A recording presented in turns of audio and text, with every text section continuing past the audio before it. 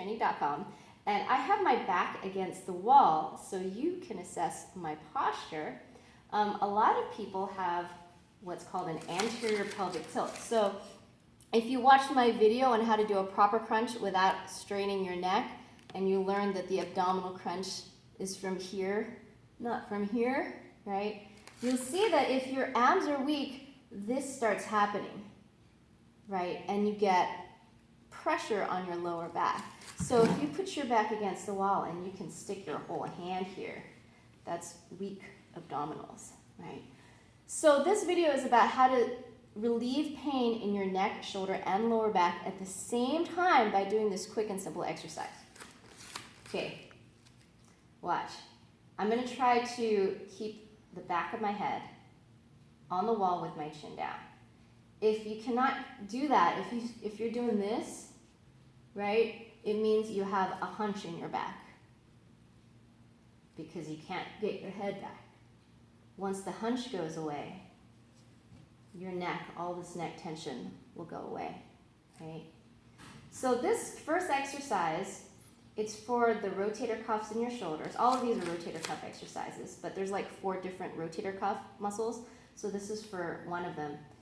I'm going to keep my shoulders against the wall, keep my elbows to the side, and rotate them out and in. What is going to happen if your shoulders are tight, your lower back is going to arch, so you can get your hands against the wall. If you're doing it off the wall, you might not even know you're doing it, okay? What does that mean? It means your shoulders are tight. This is as far as they can go.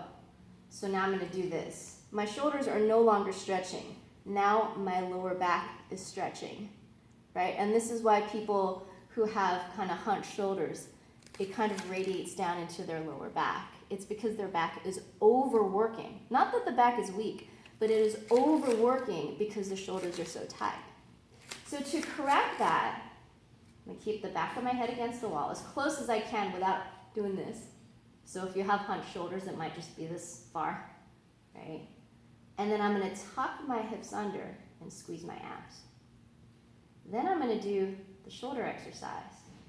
And I'm going to be very mindful that I do not arch my back. Okay, so now it's like, oh, this is how flexible my shoulders are. That's it.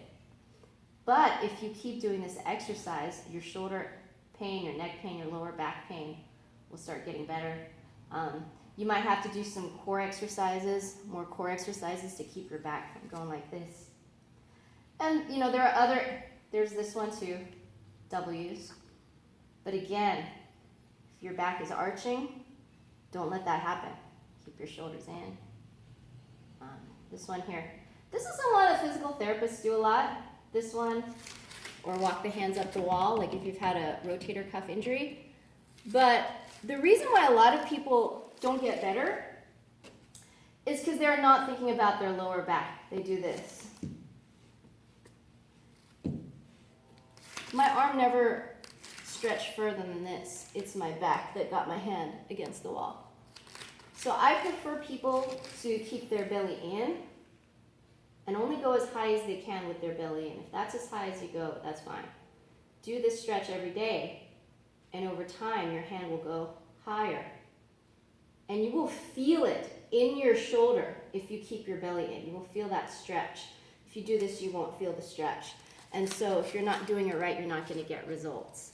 So just something that I want to correct, because I see a lot of people doing their physical therapy exercises incorrectly, and they start getting back pain because they're not really stretching their shoulders. They're hurting their back.